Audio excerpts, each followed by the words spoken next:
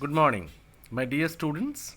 Today's topic of discussion is antibiotic, and I have chosen tetracycline, tigacycline, and chloramphenicol for today's discussion.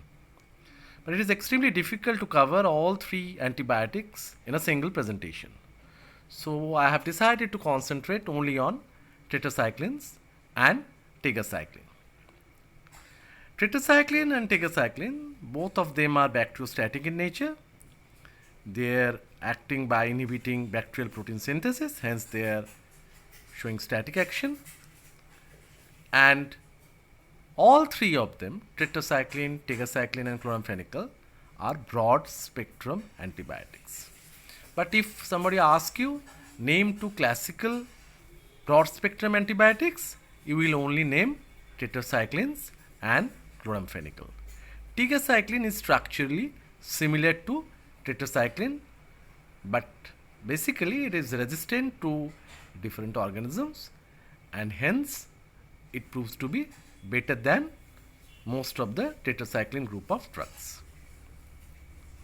Now, tetracycline in 1947 was invented by a scientist Duggar with an Indian scientist Yelaprada Subbarao, and they discovered a soil organism for which the name Streptomyces aureofaciens was proposed. When grown in culture broth, a golden yellow antibiotic was elaborated, and that was named aureomycin, and that was the first tetracycline group of drugs invented in this world, and that is also known as chlortetracycline. In 1950, Finlay and his associates isolated a new actinomycete, that is Streptomyces rhymosus, from which tetracycline was isolated. Later on, in 1952, the chemical structure of these two antibiotics was determined, and oxytetracycline was developed from tetracycline. And further later, we have developed doxycycline, minocycline, and tigacycline, which are obviously a better drugs, longer acting prepositions, and structurally similar to tetracyclines.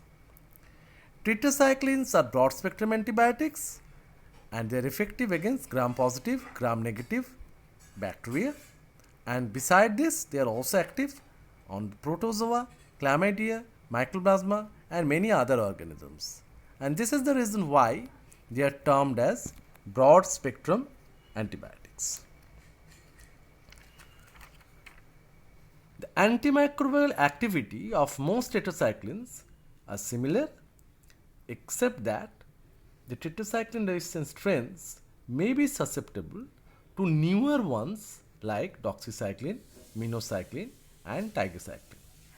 And the reason behind this is those drugs are resistant to efflux pump mechanism or drug vomiting, responsible for bacterial resistance. So in the next slide, we will recapitulate from our memory how these tetracyclines act, or what is their mechanism of action.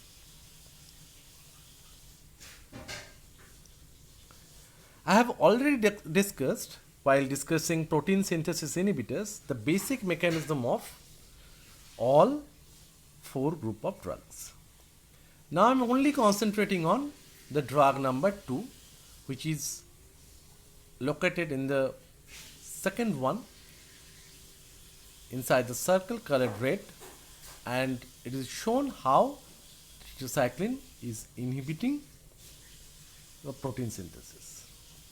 Tetracycline bind reversibly to the 16S rRNA of the 30S subunit and prevent binding of amino acyl tRNA to the A site on the mRNA ribosome complex. This action prevents the addition of further amino acids to the nascent peptide, thus causing inhibition of peptide chain growth and subsequent bacterial protein synthesis. Tetracyclines enter the cytoplasm of the sensitive gram-positive organisms by an energy-dependent process, but in gram-negative organisms, they pass through the outer membrane by diffusion through pores. Because minocycline and doxycycline are more lipophilic, they can enter gram-negative cells through the outer lipid membrane and through the porins. Once in the periplasmic area, the tetracyclines are transported across the inner cytoplasmic membrane to the target site, that is 30S ribosomal unit, by passive diffusion or through an active protein carrier system. So this is the way tetracycline inhibits protein synthesis, and tetracycline is basically a bacteriostatic drug, which means it prevents the growth of microorganisms, which also means that ultimately body immunity has to be there so that the suppressed bacteria can be killed by the natural defense mechanism present in your body. Ideally, these kind of antibiotics be avoided in the extremes of age groups like children and also in the elderly people, unless there is any specific indication for that. So in the following slide, we'll see how the chance of bacterial resistance develops in case of tetracycline. There are several mechanisms of developing resistance to tetracyclines, but the important mechanisms are plasmid mediated decreased influx and decreased accumulation of the antibiotic inside the cell. The second mechanism is the plasmid encoded enhanced efflux of the drug from inside the bacterial cell, or which I termed as drug vomiting, and that is not seen in case of doxycycline, minocycline and tigacycline, and hence these three drugs are probably better in comparison to other tetracyclines. The third one is the plasmid mediated production of protein that protects the ribosomal binding site and prevents the binding of tetracyclines to the ribosomes. And the fourth one, which I have mentioned here, is enzymatic inactivation of tetracyclines. Now in the next slide, we will compare 4 different tetracycline group of drugs on the basis of their duration of action, on the basis of their concentration in different sites, and we'll go through the slides and see the table and compare between different type of tetracyclines. So in this slide, you will see a relative comparison between the tetracycline, oxytetracycline, doxycycline and minocycline. And you will see that the action in the last point, the action, that means the duration of action of tetracycline and oxytetracycline, are shorter in comparison to doxycycline and minocycline, which are longer acting preparations. All 4 group of drugs can be given orally, but injectable preparations are available in case of tetracycline and doxycyclines. The penetration at the CSF level is higher in case of minocycline. Plasma protein binding is very high in case of doxycycline, and absorption is seen better in case of doxycycline and minocycline. And stability is more and more with doxycycline and minocycline. So minocycline and doxycycline are most completely absorbed, and chlortetracycline is the least one. The plasma protein binding of tetracycline is around 60% to 65%. Peak plasma levels of around 4 to 6 microgram per ml are achieved with an oral dose of 500 mg of tetracycline or oxytetracycline given 6 hourly. Now, so from here, you may get a question in the theory paper that why doxycycline is preferred over tetracycline. So there are different reasons. The first one is it's a longer acting preparation. The second one is its absorption is not affected by food intake because food inhibits absorption of tetracyclines. Thirdly, all tetracyclines except doxycycline accumulate in patients with decreased renal function. Hence, a person who is suffering from renal failure, you can prescribe the drug like doxycycline, which is not going to be accumulated, and renal impairment is not a contraindication for the prescription of doxycycline.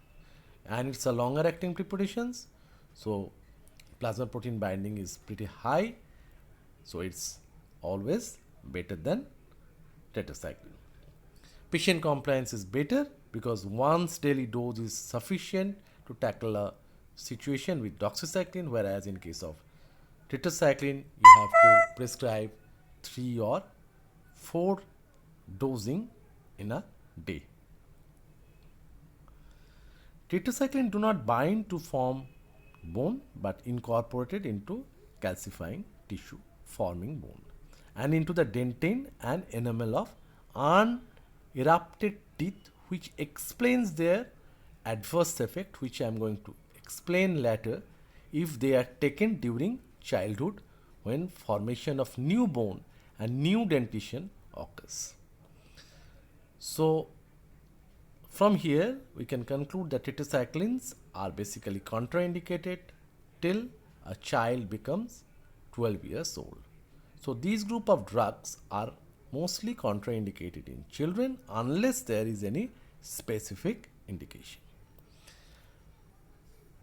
From here in this slide we can classify tetracycline into 3 types: the short acting, intermediate acting and long acting. The intermediate acting are not used nowadays, hence it's not used in this table.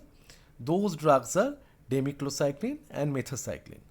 This action will persist around 12 hours. Whereas the long acting preparations are doxycycline and minocycline, where almost 18 hours of action is observed in the clinical practice. Whereas short acting preparations are chlortetracycline and tetracycline, where duration of action is around 6 hours. Hence 3 to 4 doses are given in a particular day.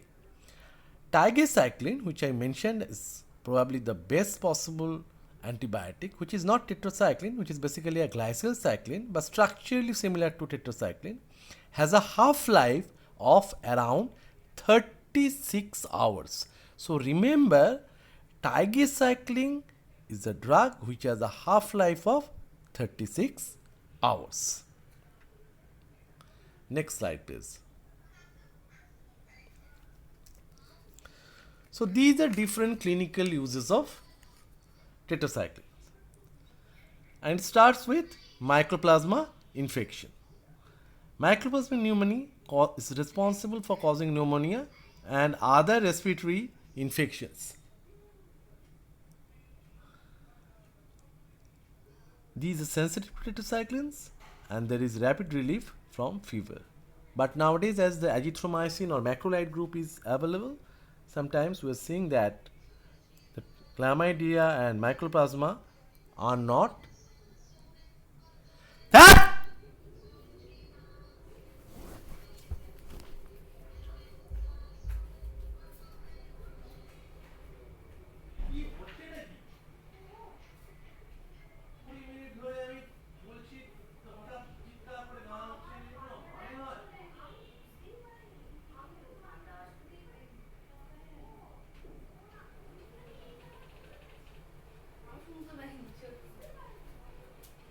দরজাটা বন্ধ করে দাও না, তোকে তো বলছি আমি।